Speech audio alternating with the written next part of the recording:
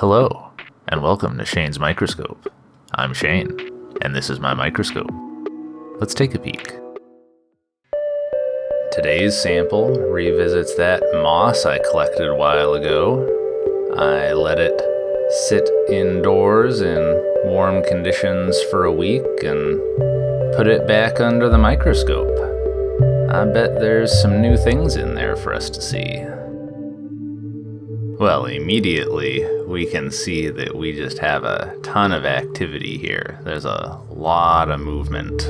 Little tiny guys just going here and going there.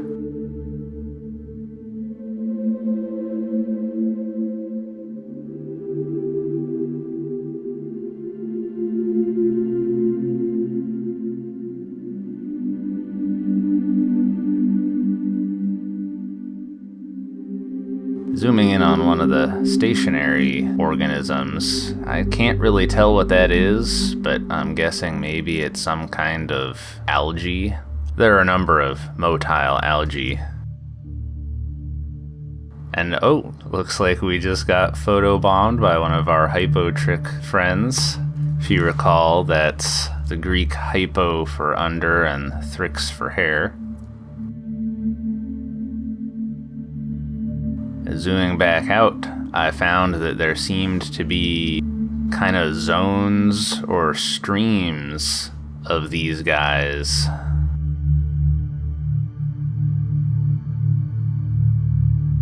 There seem to be both motile and non-free moving versions of them, and they have this interesting repetitive movement to them.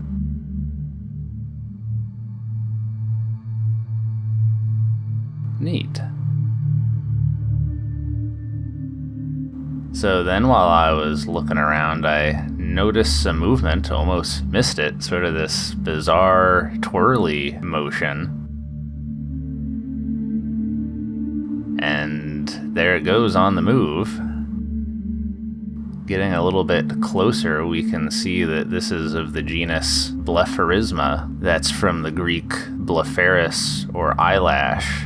It's a type of ciliate, and if you recall, cilia is Latin for eyelash, so blepharis is just the Greek word for that.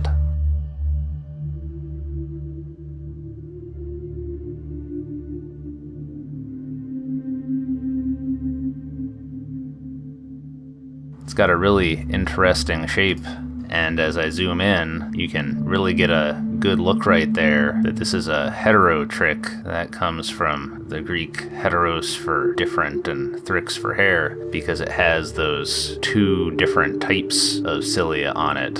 And he's just really fast. There were several minutes of wild goose chase after this that I decided not to include.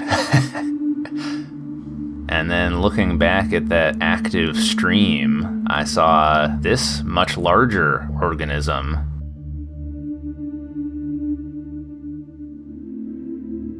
And zooming in, we can see that this is of the family Colpodidae. That's from the Greek kolpos, which means a hollow or a pocket, and that's due to its shape. Oh, it looks like he's kind of stuck on something there.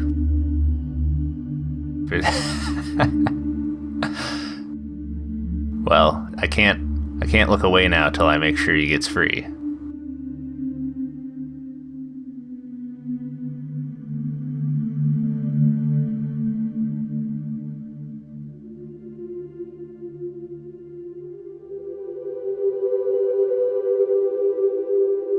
There he goes. Well, as you can see, there's a lot more activity in here after it's been allowed to warm up for a week. You know, obviously these guys need to be able to survive the winter, and they need to be able to survive the dry spells, so this is kind of a preview of what they'll experience when spring comes. Alright, well I think we'll leave it there for the day. Thanks for having a look with me. Until next time, keep on peeking.